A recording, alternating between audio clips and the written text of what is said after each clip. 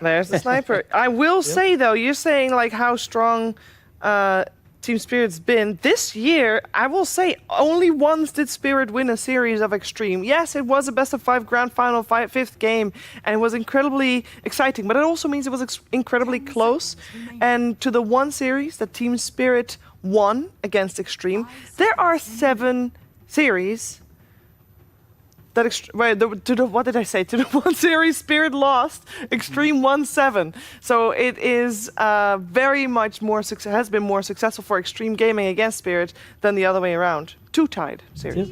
Yeah. Xtream, their history for the year, kind of Undying. We don't see that too often, but no. That deletes the flex of Sniper, because we could of course entertain, Sniper's still flexible, but you lock in that Undying. If Phoenix is 4, double strength lane, Undying walks there, decays, thank you very much. And we don't see Undying that much at all, but Mars, if you're rising in stonks, Undying, he slaughters you in lane. Decay early on, 2 points in Tomb, you could even go 1 point Tomb, 2 point in Decay, and you secure free farm for your carry. Amplify damage. You have Tag Team Task or Drinking Buddies, and then you have Undying with the Flash Golem, Sniper peeping from a distance. Heroes are gonna melt. I'm checking real quickly. This might be the first Undying. Second Undying. That's the second. No, 3. It's been played. It's been contested 3 times. That means it was banned once and played twice. Okay. Well, Undying is very interesting because that means they are tripling down on their desire to just shut down Collapse on this offlane. That means that no matter what mid-hero comes out here, they are confident that XM Sniper should be able to do well. But Undying versus Phoenix is very interesting for me conceptually because depending on who you talk to, they might tell you that Phoenix is a big counter for Undying because once you drop that tombstone to secure an area, Phoenix comes and drops the egg and allows his team to kill the tombstone. It can always go both ways, but there's going to be a lot of fighting for vision, fighting for areas, trying to see which team fight centric space, I guess, like the area on the ground that you're going to fight around, who can secure that first, the Phoenix team or the Undying team. I expected Batrider to come on 13, but they did save it because Phoenix, you don't flex it. Batrider, you can flex it across 2 different roles. And now it is also response because potential Sniper could come out. It did come out. And now you have Dragon. Now you have 4 heroes basically that can jump this little guy and make his life miserable. Yeah. Would you consider Batrider a tombstone killer? I mean, he's ranged, but he attacks so slow. No. The tombstone killers for Spirit is pretty much DK when he picks up an armlet +1, but also if your carry's hitting tombstone, it does feel a bit awkward for the fight because you kind of want to be a bit more explosive. Exactly. And on top of that, I feel like the tombstone will be something more respected in the engagement where if Spirit identifies a poor tombstone, they'll kill it. If not, they'll just kind of retreat from the area and then maybe utilize the jump elsewhere. But Medusa, a hero that has been banned, I believe, in both games for either team, that is the hero to scale. And Undying, I already said how much of a lane winner you are. You want to throw a big core behind that because you're going to already get to tread Yasha very quickly because of how strong Undying is in lane. This is such an interesting draft coming out of Xtream Gaming. I mean, they've shown us something different in all 3 games, whereas Team Spirit are drafting the way that they have this entire tournament. I mean, to be fair, it has worked for them. They've only dropped 2 games, 2 very pivotal games, if I may add, but they have looked dominant, whereas Xtream Gaming, I look at it and I think it's weird, but I'm inclined to believe in it because of the confidence in which they're bringing these heroes out. And Medusa versus these strength, low mana pool heroes like Mars and DK on either side lane, she kind of pretty much dumpsters them early on. So it's a good pick here. Yeah, I'm not opposed to it at all. It provides, protection as well to your sniper. The stone gaze when you jump in, you put Arena down, an egg, Medusa hits stone gaze, you can't now commit, so it gives time to open up the engagements for other heroes. And the sniper pick that we've already mentioned early on, it's just comfort, progresses the draft, you're not really going to shut it down, and as the game goes on, I jumped the Medusa, but Sniper's right-clicking me. I jumped the Sniper, Medusa's right-clicking me. And then Tusk has Snowball save, Undying has Shard save for his Tombstone. Conceptually, it works. Doesn't it also mean that the hero that you want to see from XXS is a little bit more of a beefy boy, or is it a little bit old school to think that both Sniper and Medusa need a frontliner? The rally around hero is really good, because when you have a little bit more greed, being able to play behind someone who progresses the map simplifies it. We saw it in the last game, and here, Visage and Enigma are both banned out. And then for Xtream, take away the anti-mana pool heroes. Anti-mage and Invoker, EMP on Invoker, and then of course Mana Burn. Nothing too crazy there. And the pickup of Centaur. That was still in the pool. Made it all the way. Ooh, this is Centaur into Mars, but they feel like they need some extra protection if the heroes are not caught inside of the arena, so they can give them maybe a second life with the Tombstone save, with the Tusk Snowball save. Quite a lot of beefy stuff coming out from Xtream Gaming. Also, I think the Centaur protects the potential Bat flex to mid, because Bat is one of the better heroes from the mid lane at running at Medusa, going into her lane early, knocking her back, and killing her with the Firefly burn. And Centaur, once he hits that level 6, if Bat makes a move like that, if he is flexed to mid, which he won't be anymore, most likely, you can just press Stampede and protect your Medusa in that sense. Nobody on Team Spirit gives vision for Tombstone, by the way. Classic. Oh, it's coming this is out. such a treat.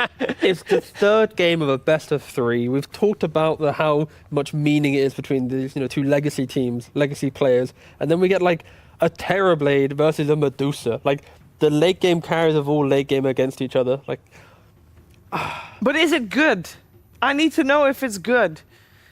into double core Sniper Medusa, it doesn't feel like the ultra late game secured, but for like map play, keeping up with the wave shoving of Xtream, if you get like the Ags down the line with the Fear, like, I can see Yatoro popping off, but it's under the cushioning of Mars finding the Sniper and then the DK. Like, they have enough jumps to protect Terrorblade from the double core, so honestly, in Yatoro's hands, it's pretty decent. But both these drafts, it's like a 50-50. It's like the perfect recipe for a banging game. Okay. This is insane. Like, just this game is going to be super hype. Unfortunately, we're going to lose one of those teams and they're not going to be playing in the arena. But this is going to be some super hype, super clutch game when it comes down to execution. I can't lean one way or the other. I can see a world where Zenku just goes blink Aghanims instantly and just kicks Terrorblade back into all of XG's lineup, and then the Terrorblade is in danger because it's another draft that's built entirely on Radahn doing everything for his team. And that didn't work in Game 2, but in this Game 3, they're more protected, they're more enabled. It's cool. It could work. It could work. The biggest fear for Spirit is a repeat of the previous game, where like Medusa gets to Manta Butterfly, XM has any item he wants to buy from his laning phase, and they are just moving down lanes with Aegis. Like, if they overcome that kind of Aegis Butterfly timing, then the game opens up for Spirit, but there could be a world where the lanes are so strong for Xtream that Spirit struggle to get in. But Yeah, I also just want to point out there's no vision for Tombstone. Only Phoenix provides vision. They removed the vision from Sticky Napalm. If this Tombstone is placed on cliffs and you don't have Supernova, like, how are you going to fight in the early game? please be a 60-minute game. That's all I ask for. With these heroes, like, I'll be here till midnight. I don't care. Like, this, please be a 60-minute game. I just hope it is an even game and we are going to see a very competitive third and final game to this best of 3 elimination series. Let's get into it together with ODPixel and Fogged. Thank you very much, Shiva. Yes, Game 3 deciding time here between Team Spirit and Xtream Gaming. The last game on this road to the International for one of these two teams, Fogged. Why do we have to be in this position? Why do we have to send one of them home? But that's the best part about TEI, is seeing these players cry when they go home. Just kidding. But this should be really exciting when we do have, of course, these late game monstrosities. The TB versus the Dusa. I saw people saying it. You know, people are looking at all the viewers and everything. They're like, it's gonna come. This Radahn Terrorblade, it's gonna come at some point. And what other better place than this? The elimination game. Absolutely. Is it gonna work though? Is it? I mean, are the things on Xtream Gaming's lineup are going to work? We're seeing some picks that are like the Undying. It comes out here on the all-important game, not a support that a lot of teams have been touching. No, but definitely can see the reason. I mean, yeah, the Tombstone could be very threatening in some situations if they don't have a great way to get vision, like Mira was saying. This is an interesting one, because one of the abilities also on Undying is kind of just dead. Soul Rip when you're playing with Dusa is pretty bad, but I guess he can't Soul Rip others. That's also not ability really skilled till way later on, so playing mostly around Decay and the Tombstone.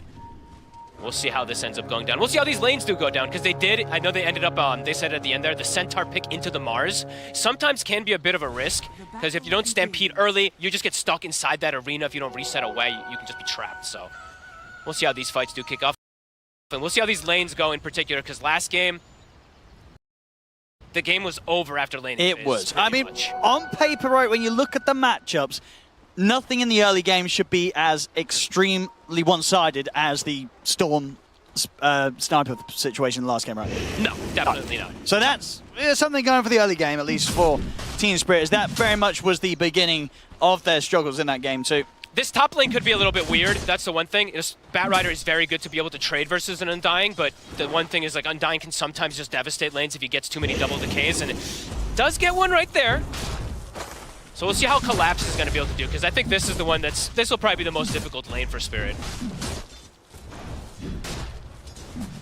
See how well they can play these early levels. And see, just sort of overall, when you look back at some of the patches, I mean, obviously these heroes have changed over time, but historically, Terrorblade, Medusa, and when you consider the changes in the position that these carries are in now, how do they sort of match up? How are the timings against one another? I don't know how they match up nowadays because things have changed quite a lot. Yep. But in the past, a lot of the TB players liked playing that matchup versus Medusa because you have this reflection. It ends up working well versus her and versus her team and stuff, but who knows nowadays?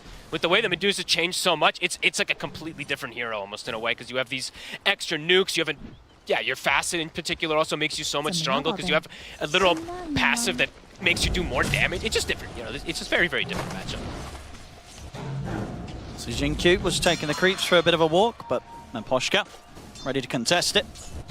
And bottom, in particular for the side of Spirit, this is a pretty strong lane. They do have the TB versus a Tusk Centaur, which is a little awkward because the Drinking Buddies overall isn't going to be the most useful with a hero like Centaur. Not horrible, but it's not like, you know, a ranged hero that benefits the maximum from it. So we'll see how much they can actually apply pressure onto that safe lane of Spirit as well. I feel like both safe laners are going to free farm, which usually means we're in for an explosive later stage of a game. Absolutely. I mean, with the lane situation playing out down bottom, it's going to be a very slow start for the farm of XXS. Nice deny, DY.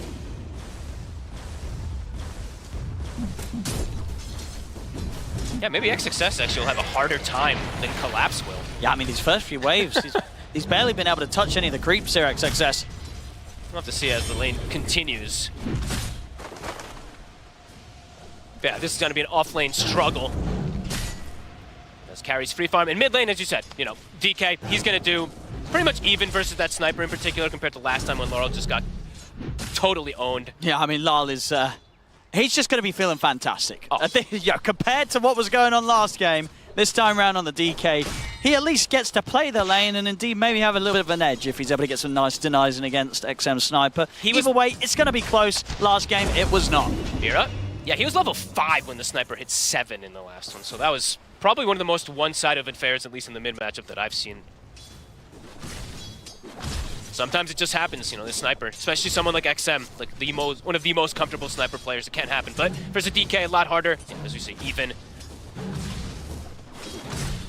And XXS is starting to get a couple more last hits down here. Yeah, having sort of just similar levels of struggle to that of Collapse on the other side of the map. Pretty much the same. Collapse, though. Big hit. Not enough damage. Almost. Yeah, just having double nuke. Double nuke on this Medusa, it's so nice when you're just reducing their strength so much with this Undying. It's really causing problems for Collapse.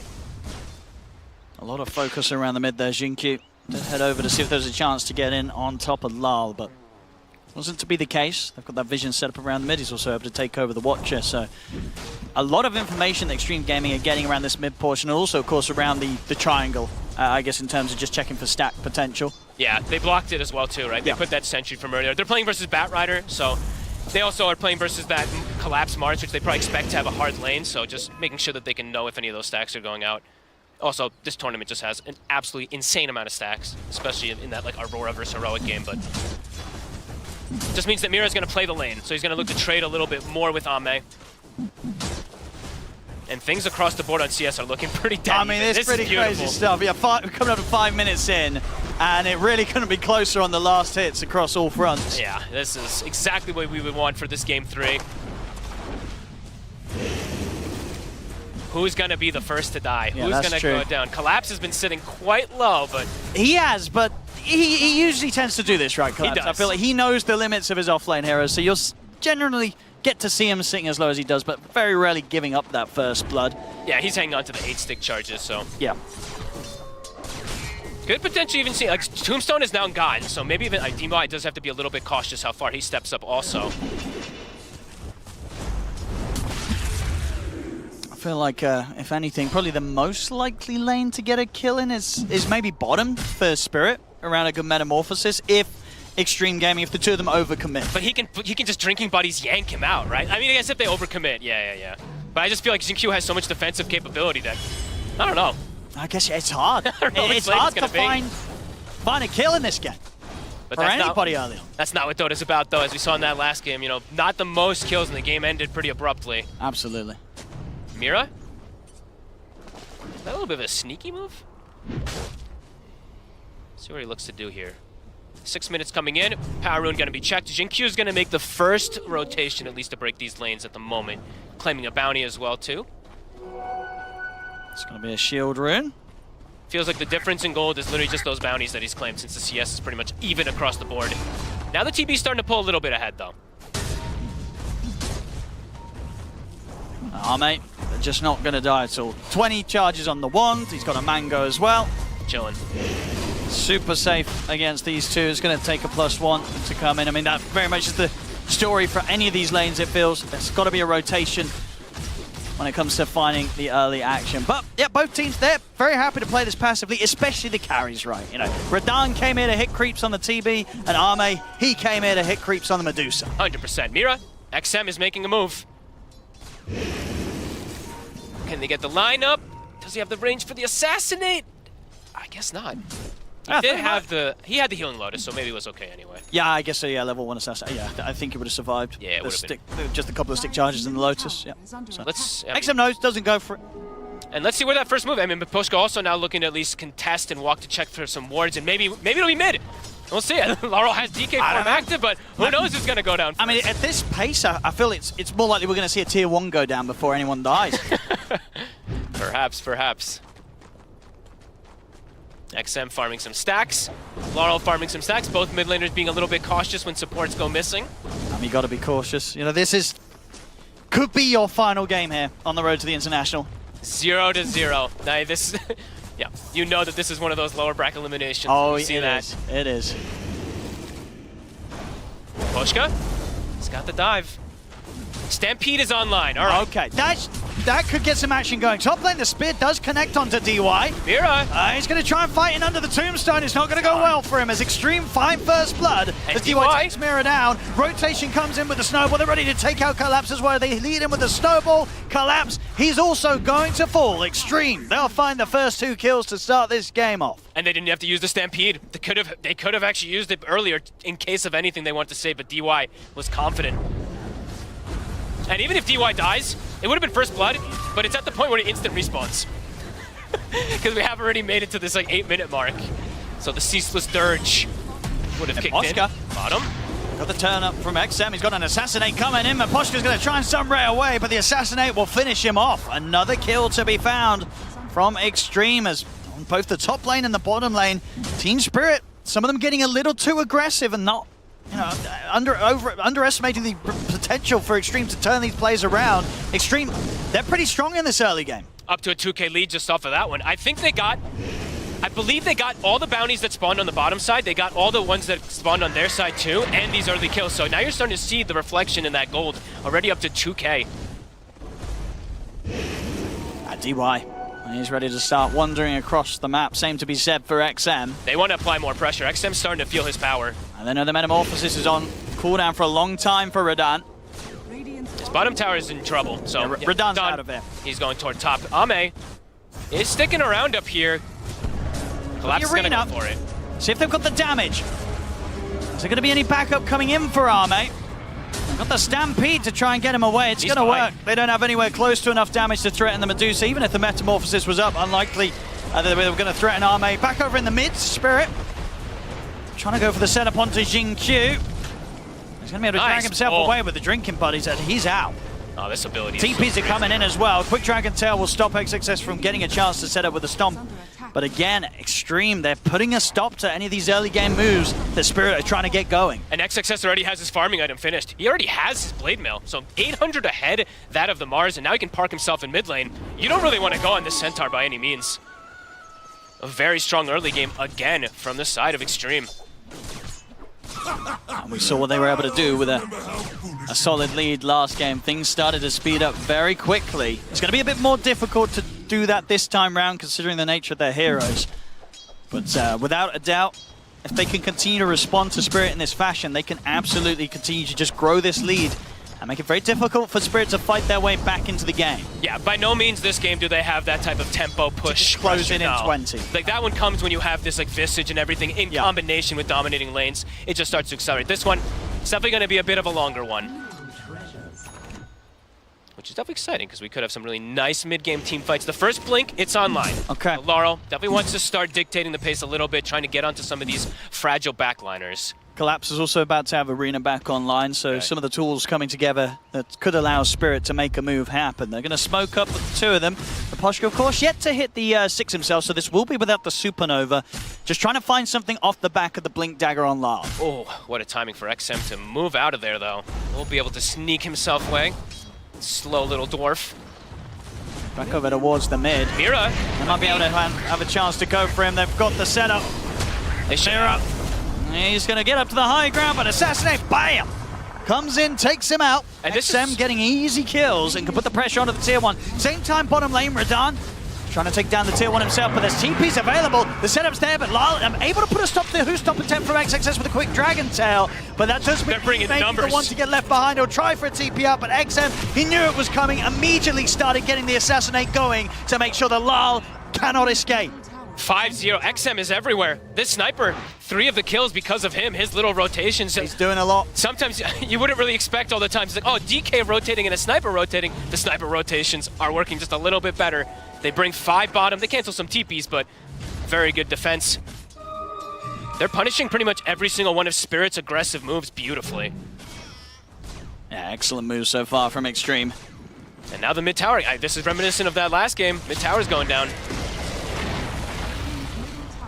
5K lead.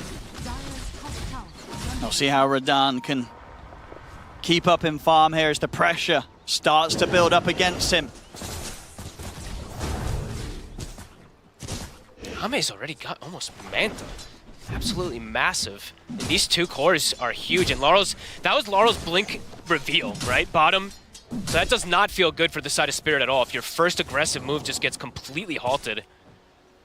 And so with Radan's approach as well, by the looks of it, what you go for this defusal as the Terrorblade, and then you just look to fight. I think he probably feels like they kind of have to with the pace of the game, that he's going to have to start turning up a little bit more, because their damage is definitely going to be a bit lackluster if he's not the one wailing into this arena. Especially versus Medusa. Like, Batrider and Phoenix aren't really going to provide too much versus a Medusa draft inside that arena. So yeah, maybe Yatoro's feeling pressured to just have to get involved earlier on. He's got it done pretty much. They have 5K lead already. That is pretty massive. DY even just playing inside the enemy triangle, stealing jungle. And he has no fear up here. Concerns for Spirit. We've got quite some catching up to do. Quite some catching up to do, and overall just starting to look at things of how they deal with Ame. Yes, you have this TB who's getting the defusal, but it feels like nobody else actually has a good answer versus him. Maybe even the Terrorblade's not a great answer with the defusal, we'll have to see. Mira is doing a bit of a sneaky play. Looks like he will actually get away with stealing this Wisdom. Ame was over here, but he just decided to push the lane instead, so. Silver lining for Team Spirit, they do get these 2 Wisdoms at the 14-minute mark.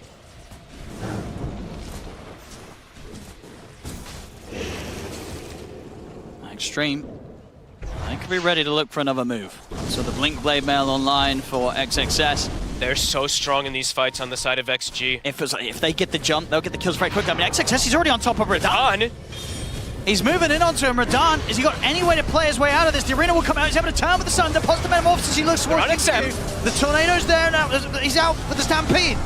Look towards XM. He'll finally fall. Mira also to fall in response. XXS has to come on to collapse. Radan, he's caught in the corner. DY and Ame will bring him down. An awkward spot there for Spirit to try and fight in. They lose Radan. Ame cleans up. Sorry, it was a snowball, not a tornado. There's no tornadoes going on here. But how did they end up in that position, Fogged?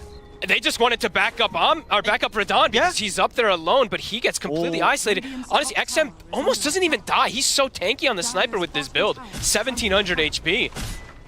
And Ame's just getting away with everything. This Medusa is... it's looking beautiful. 1-0-4 on Ame. The Skadi, he's going to start working on that now. If this continues, it's going to be incredibly quick timings for this Medusa pick. And you can tell Ame's having fun with it. First game right.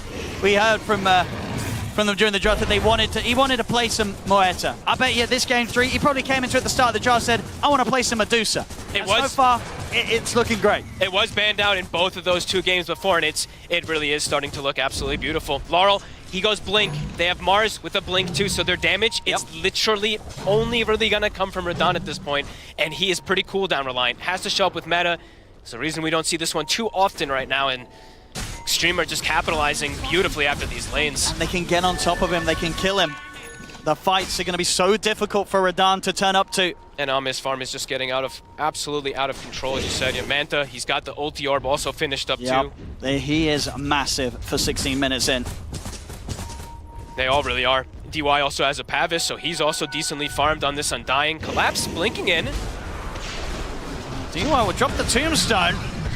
And they have to drop the arena for this. He's outside. XM, but indeed he's outside of the arena, so he's perfectly fine. The jump comes in from XXS. They're going to take down Mirror. The Supernova will come out, but XM's perfectly fine at a safe distance away from the egg, away from it all. They'll kill off Mirror, they'll kill off Collapse, and they're ready to try and chase him for more. The zombies chasing down Lal. The shards won't quite grab onto them, but the jump from XXS in with the Blink Stone. Ame wraps around with the Stone Gaze. Lal's taken out, but Poshka trying to escape up to the high ground, but he cannot get away from them as Xtream will slowly but surely take him out as well. 4 dead, double kill for Ame. It's 11-1, 8k leader at 17 minutes in.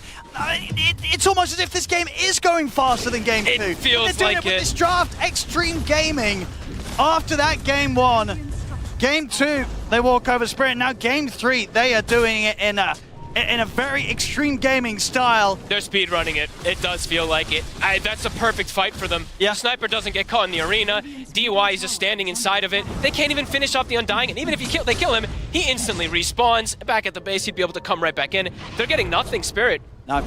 Things are crumbling faster and faster, and trying to think of how they can try to what do they do? stabilize things, and it feels like it might just be like sitting back and farming, but that doesn't even feel good either. It's going to take something crazy from Spirit to slow this one down.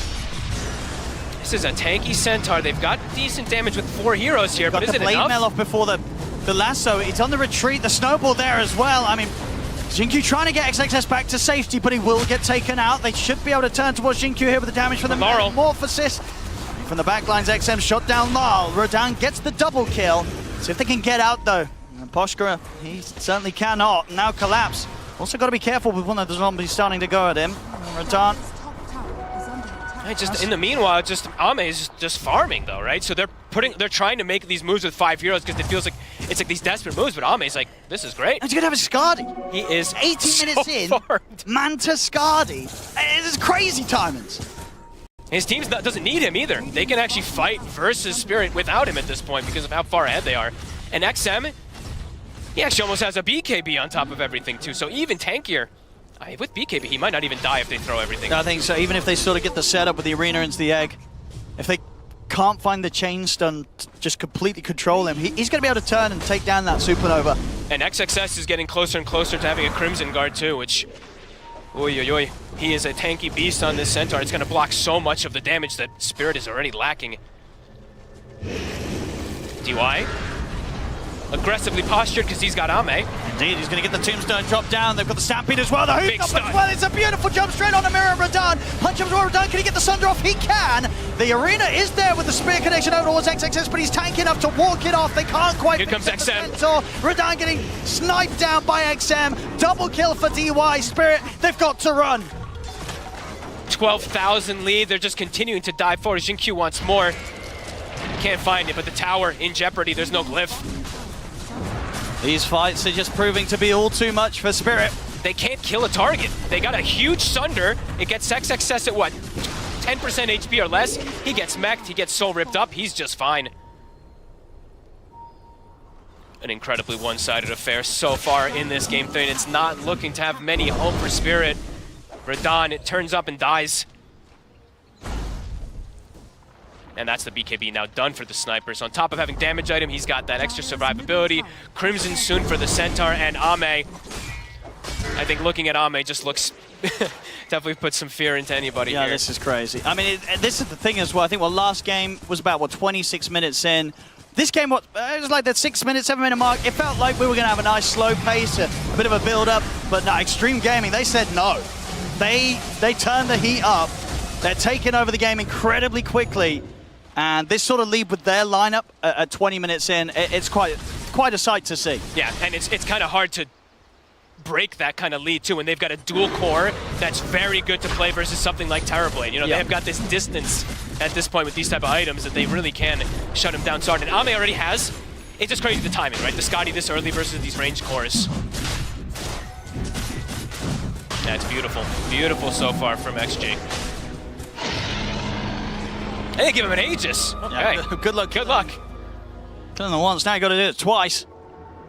Overall, also, I do have to give a lot of credit to DY. I know I'm talking a lot about these cores, XM and everything, but DY, this is an Undying, a hero we're not really seeing too much. He's 14 of the 15 kills for his team. That's MVP worthy at the moment. Like, this hero Doing sometimes it on Undying. doesn't move, doesn't do much of anything. DY is leading the charge, making plays. Maybe we could see some more of this hero coming in. Larl. He's cool. He's cool. He's all right. Radahn desperately trying to find what farm he can on the map. Again, considering the circumstances, he's keeping up with XM. Oh, but he's in trouble. That's been found now, and Agent XXS is ready to use that Stampede to stay on top of him. He does get the Sunder off, but it's not really going to matter.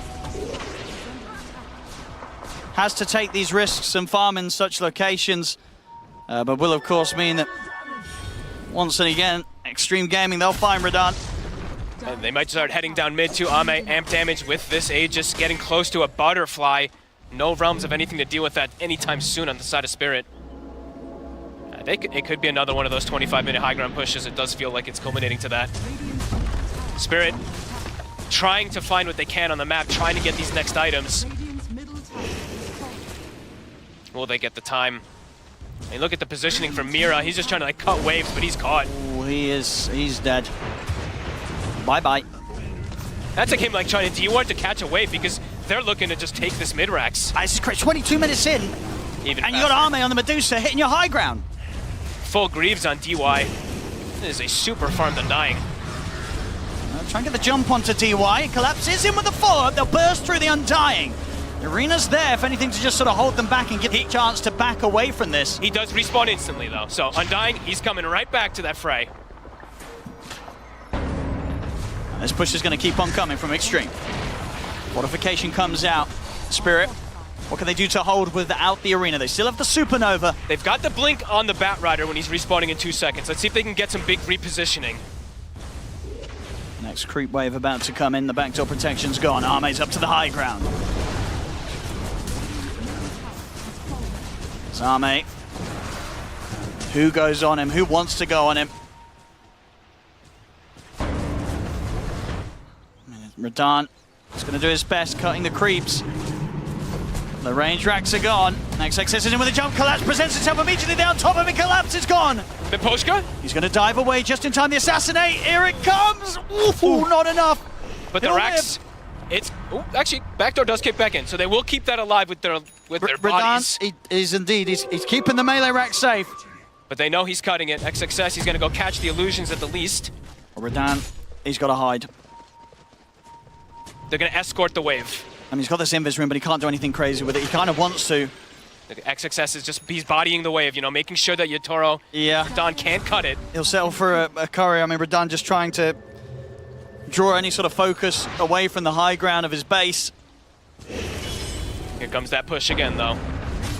And they can even transition it toward bottom if they have this creep still alive. Xinq's already immediately running there. I think they're certainly going to want to. They know at this point, Spirit, what do they do against this sort of push coming at them at 24 minutes in? Ame's got the Butterfly. There's just no damage on Spirit to deal with this. They'll get rid of the creeps. So XG might have to just back up to deal with that. So they're being pesky. trying to delay as long as possible, but it's not building into any of these big items just yet. They need so much more time for Radahn. And the time does not feel like it's favoring him too much, as this Medusa's just 7,000 ahead of him. Level 18 as well. Radiant are scanning. Mira.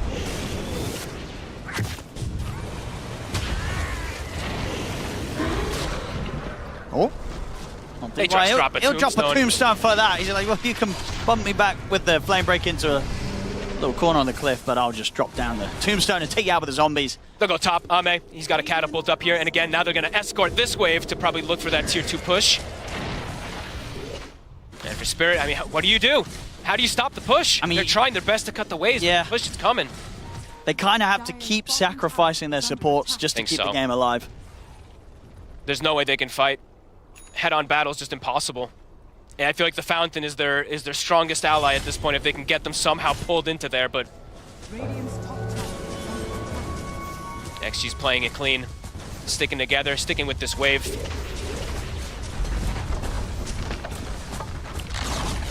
See how much they want to push it. They don't have the Aegis, but I don't think they'll mind.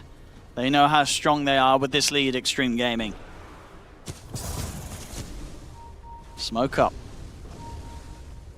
Team Spirit, they remain in the base, leaving this high ground very, very risky for them right now. This is like a sweep, I believe, for XG, right? They push top, and then they're like, okay, they're going to try to cut waves and stuff like that. Let's sweep across the map, catch anybody who's trying to do so. But Spirit, they're actually just in their base anyway, so it does its effect. Just making sure that they can't get outside.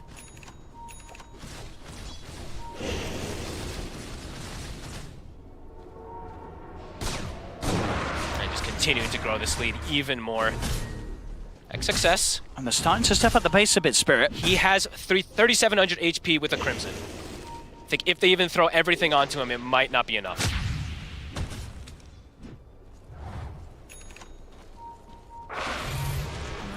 They're going to maybe try to catch them by surprise, Spirit. I mean, this is you have to do something quirky. I mean, with the vision being taken out, They still have that one ward, Radahn. they do. And the CTY Mirror's going to get the jump in with the lasso. They get the drag back. Exorcism him with the jump. Who stomps straight away over towards Mirror. Mirror's Crimson. gone. And now immediately they move towards Radahn. Radahn, is there any way to get him out of this? He'll turn with the Sunder, pot the Manta, look towards Ame. They get the Dragon Tail off, but Ame, he's got so much mana, so much sustainability. They cannot kill him off. Radahn will He just fall. fights through They it. take the Egg Down. One more hit. They actually can't get it off. The Supernova successful. Miposhka will survive with the ultimate. But can Spirit live through this fight? Lyle's trying to battle back, but Ame's too strong. Double kill for him. Mega kill streak for XM. There's only Miposhka survives. Xtream, they lose nothing, and they're ready to come barreling down the bottom lane. They pop the Crimson, it blocks an unbelievable amount of damage, and Radahn drops first. They need him as long as possible. That looks like it just might be it. 21,000 gold lead. They couldn't kill anybody. They really couldn't. And now there's a full pipe on top of it all. The XXS has managed to add to his inventory. They'll move up towards the top lane, Xtream. That was their all-in fight, and yeah, couldn't bring down a single target. XG just too damn strong, too far ahead. Jinkyu. Seeing what sort of response he can get. He'll get another buyback coming out. Spirit. It's maybe their final fight. They're going to try and give it everything they've got, but Mira's already been caught by the Husom. Mira's gone. Out for 45. No buyback available on him. The top racks have been taken. Lal to fall. Out for 75. The mega creeps are out. Xtream Gaming here, moments away from what it feels like knocking Team Spirit out of the competition. As they get the jump onto Radahn. The Terror Blade's out. No buyback available for him. GG has been called. It's the end of the road here for Team Spirit. Xtream Gaming will be the ones to move on today. At the back of the Medusa and the XM Sniper, the two games that they decimate this Sniper XM. He's out of control. These rotations, he's matching the DK's moves. Laurel's first move with his blink actually gets matched by the Sniper, and the game explodes from there. It was very, very slow, where it like 1 to 2K gold lead. Then after that move, goes to a 4K, 5K lead. and XG just makes every right move. They really do. They really do. Incredible stuff from Xtream Gaming. We were expecting kind of a long, close game, this game We 3. hoped. They come in. It's another stomp. It's another stomp from Xtream Gaming, but it's an impressive one. Doing it in the style that they did, an Arme's Medusa being the center of it all. Top tier. It doesn't get better than that for a Medusa performance. They knew their timings. They close it up. This is the level of play that Xtream Gaming needs to be bringing us to go far. And as you can see, for Spirit, an unfortunate end to the road in which that they were trying to go for that second time round. They did well last year. This year, it's been a whole lot tougher for them. Oh, what a bittersweet moment, but oh my gosh, Xtream Gaming showing up so dominant in this third game. We thought it was going to be a fairly even game, but that just was not the case. Xtream Gaming, they did not let that happen, Lacoste. No, and I knew I was going to be sad no matter who wins Yes, this VO3. I know. It's going to be, you know...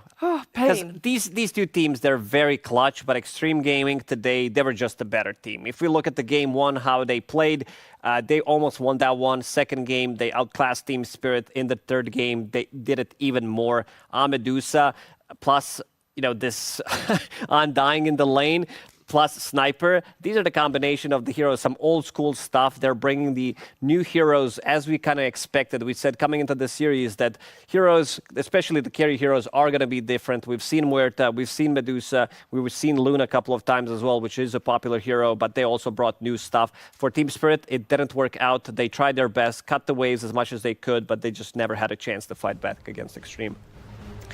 It's just sad to say goodbye to Team Spirit. I mean, they are the defending champions this year, and they got taken out in a whimper even. It felt like this game, they were completely outclassed. I mean, I have to praise XG for what Lacoste said. They had their own ideas this series. They came in with creative drafts. They came in with a clear vision, even in that game one. The IDC Pick Me Muerta, that was basically it every game. You know what, IDC Pick Me Muerta, maybe that didn't work out because I messed up a little bit. I'll play Luna for you guys. IDC Pick Me Medusa in this game 3. That was Ame. And the beautiful thing about Xtream Gaming is they built around Ame very well in these drafts, where in this game, Medusa felt well protected at every stage in this game. I mean, Zinky was ready with a TP when they made the first aggressive move on Medusa, where they just trade the first blood, protect Medusa. Centaur, who gets an early level 6. Once again, when Yatoro goes through the twin gates to pressure the Medusa around minute 7, guess what? Stampede, Medusa disengages easily. And as the game progressed, you had the Tombstone, you had the strength of the Sniper, you had the extra damage coming out of Tusk. Medusa was never under threat. Yeah, it felt like Xtream entered the series going, you know what, we're going to try and build our draft into like fortresses. Like if you want to fight us, you need to take through so many layers to then even get close to killing the important heroes. And in game 2, it's a Luna with the Tinker, with the Visitor and the Sniper. It's like, how do you find heroes and feel good? And in this game, same thing again. I love the fact that we see Undying. It's like the strongest teams that want to make the good runs are in the Road to the International, at the International. It's understanding what's becoming meta and finding old solutions, bringing them back to life. Like Undying, it's been contested 3 times so far, picked or banned. And in this game, because you're against a Mars, and then you unlock Medusa's farm, like if you have any other 5 here, you probably aren't punishing the lane as hard. Maybe you could argue Tree could do it, but Undying, it's just an old school way of doing it. So bring it back into the game, throw Arme onto the Medusa, he goes for the early Skadi, the Butterfly, and yeah, unfortunately, you know, on the pre-show, I said I wish it was a 60-minute game because that's the only way Spirit really will feel comfortable in this game is the ultra late game. There's like hype intense, you know, 40, 50, 60-minute clash, but yeah, it's just 2 games in a row now for Xtream where their draft hit their stride and they never let off the pressure. Yeah, Team Spirit just couldn't find the fights that they needed, which they needed time for. And guess what? Xtream Gaming did not give them that time. Xtream Gaming just too good on this day in Dota 2. And to celebrate Xtream Gaming's victory, we're going to head over to Nomad, who's standing by with Zinq. Thank you very much, Eva. Wow, here we are. You guys qualified to the main stage of the International. And in what a fashion as well. I mean, are you feeling excitement or relief right now? 进入 TI 正赛了，你现在感觉是放松了一口气呢，还是超级兴奋呢？就是两者都有吧，因为我们觉得那个进场馆跟没进场馆是一个非常大的区别。A bit of both, because we think that going into the arena and not going into the arena are 2 completely different cases. They absolutely are, yeah. And of course, beating the two-time champions to get there as well. How was this series for you? How was it to play against Spirit again? 打败了双冠王进入正赛，就这场比赛对你们来说是什么样的一个经历呢？打败他们意味着什么？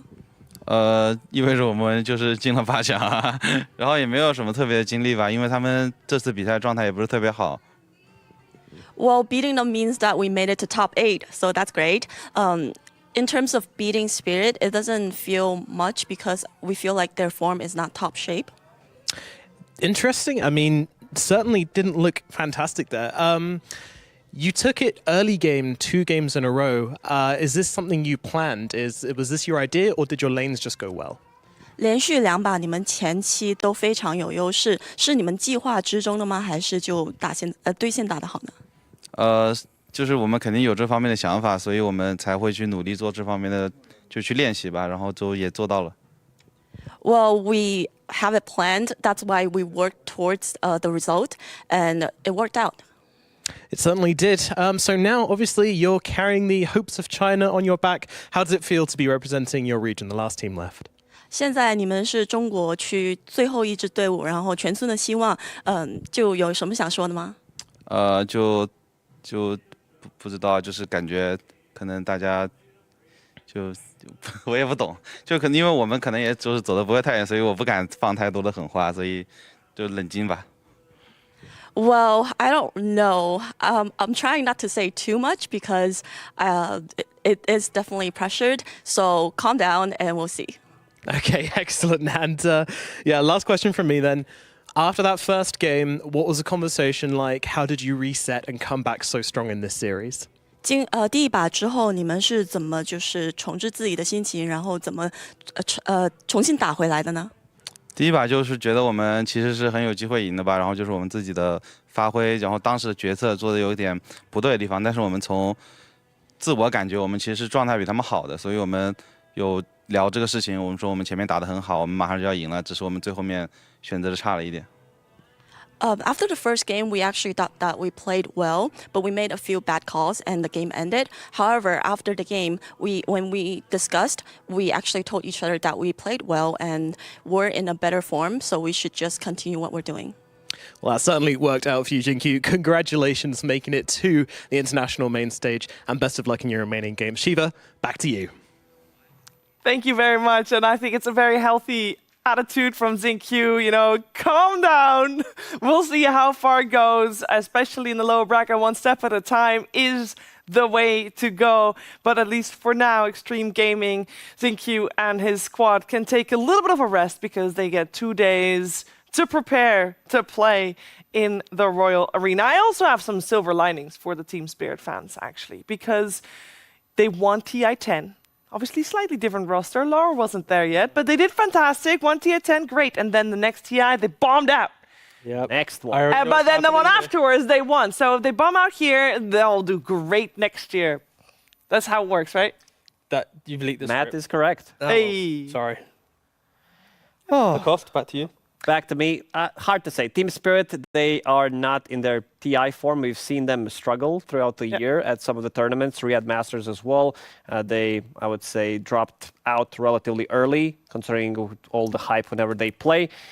Same thing here. Tough matchup for them. They've been losing to Xtream Gaming throughout the whole year, except PGL Malakia Season 1. This is the one time when they were victorious. But other than that, Xtream Gaming, they have their number. They really do. They really did. And I mean, Team Spirit only lost, 2 games before this, but those 2 games that they lost, showed a lot of chinks in their armor. And one of them would be the Tinker. They tried to run, was that the correct term? Yeah. Clinks in the armor? Whatever. The clunks, there's chips. Okay, whatever. Chips, They tried to run Tinker twice versus Nouns. They proved that they weren't good at Tinker, but they were afraid of it by heavily prioritizing it that much. XG come into the series today with the idea that they're going to brute force Tinker as much as they could. They ran it in the first 2 games. It finally gets banned out in the 3rd game, and then they just pull out a pocket strat. And Team Spirit, they've had really good formulas throughout the game. I mean, throughout the tournament with Laurel on Invoker, you know, Mirana carry with the Invoker buffing her up, the Kunkka plus Snapfire offlane, but it got figured out at this stage, and they didn't really have any pocket picks or anything up their sleeve, which is unfortunately what cost them the tournament. It is very sad to see the defending champion take their leave here on the road to the international before even getting to the Royal Arena. But that is the way the cookie crumbles sometimes. And for some final words from Team Spirit, we're going to head over to Pyrian, who is talking to Miposhka. Yeah, hi Shibs. I am, as you said, here with Miposhka. I'm extremely surprised to be talking to you in these circumstances. Obviously, the reigning champions. Could you sum up for me what you think went wrong for your team at this international? What was wrong?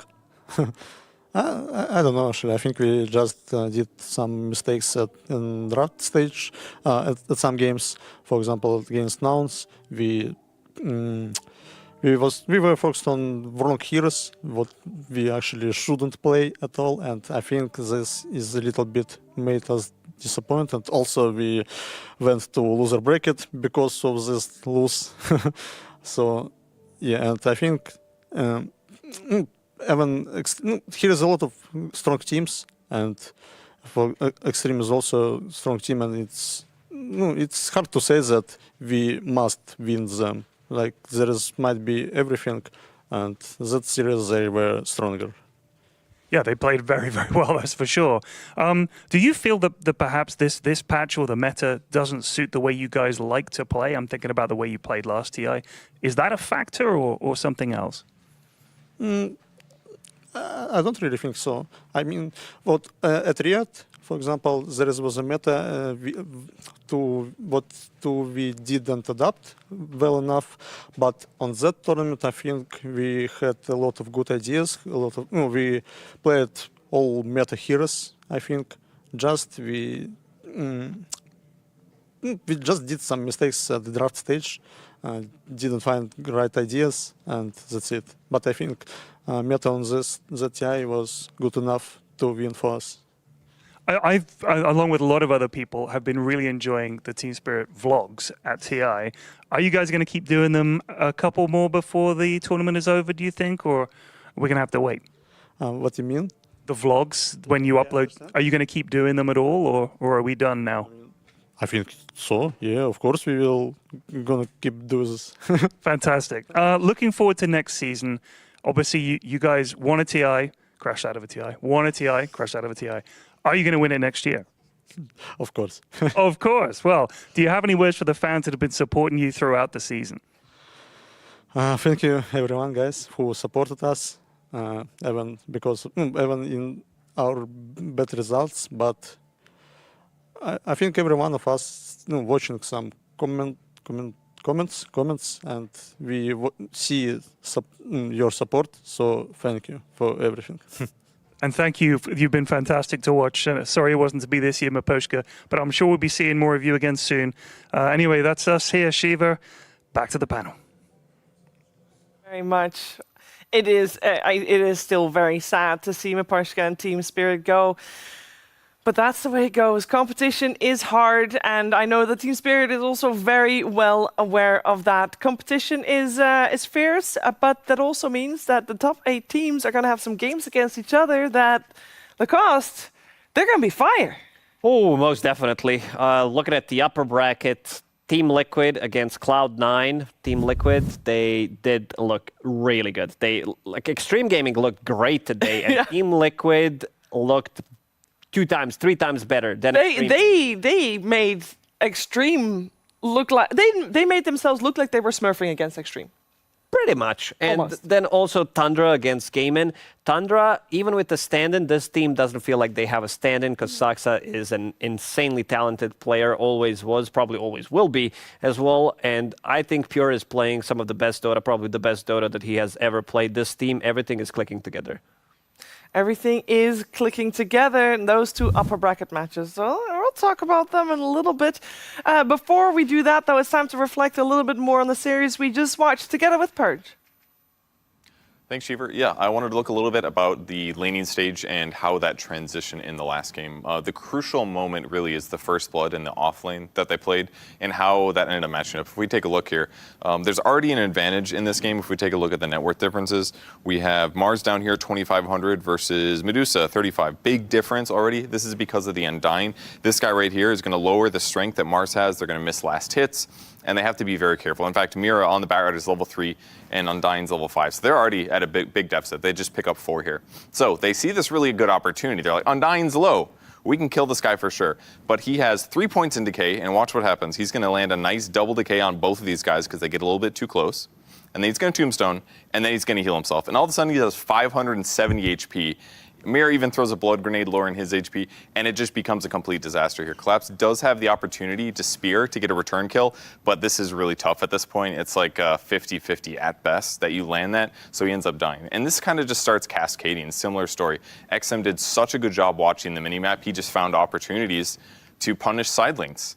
I don't look at the minimap. I don't know if you guys do. This guy definitely looks at the minimap. He does a great job. He ensures kills on the side lanes. He rotates back mid.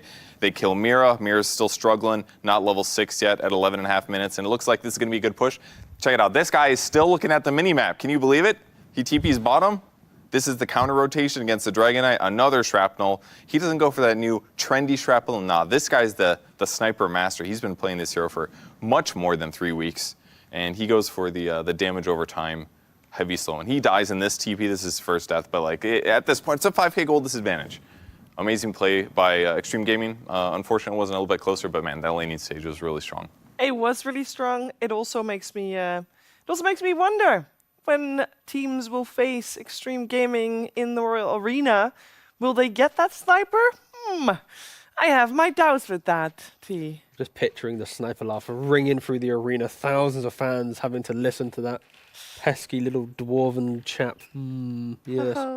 I mean, yeah, you're going to have to respect it for sure. And that's maybe, the downfall of Spirit a little bit here, right? Strategically, often they are masterminds, and this time the Tinker got them in 2 games and stuff like that. Oh, sorry, the Sniper. Yep. I was thinking of Tinker so many times, but the Sniper got them in 2 games, and yeah, the remaining teams, we got what, Xtream versus Aurora as well in the lower bracket round, so another region versus region clash, and Aurora, they've already knocked out South America. If they knock out China as well, then they're like the region slayers. But yeah, a heavy amount of Western European influence on this TI. Yeah, and the best news that I think there is regarding the schedule is that all 8 teams that we have playing in the Royal Arena will be playing on the first day. Now, we are going to be gone for 2 days, guys. You're going to have to entertain yourself. There's loads of content out there to consume. You can watch loads of vlogs if you wish, for example. Or maybe you can, maybe walk outside for a little bit, because you're not going to do that during the weekend, because it's going to be so much Dota to watch. Play Dota. You could play Dota. That's right. Whoa, that's crazy. Sorry, back to you. All right, so we're going to have 2 lower bracket matches to start the day tomorrow, 2 upper bracket matches. The second half of the day, not tomorrow, it's Friday. I know, I'm getting ahead of myself. And it's going to be fantastic. We're going to be live from the Royal Arena, live here from Copenhagen, Denmark. And it's going to be fantastic. You guys all should tune in, or better yet, if you got the tickets, come join us in that arena. It's going to be fantastic. The Dota is going to be the best ever. And can't wait. See you on Friday for the International.